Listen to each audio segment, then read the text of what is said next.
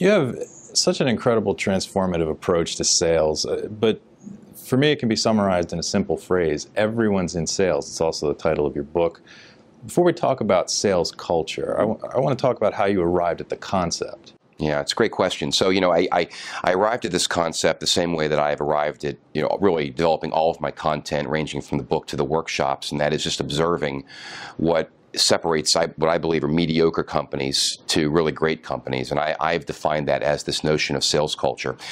And companies that I see that I believe are dysfunctional, by my definition, are those that are very siloed. So in other words, sales is over here, HR is here, legal is here, the C-suite is there, and never the twain shall meet. It's the analogy would be like a Rubik's Cube that has been solved where all colors represent a different department, but when it's solved, right, all the colors are together, all the people are hanging with their own people, but nobody's really participating collaboratively in the sales conversation.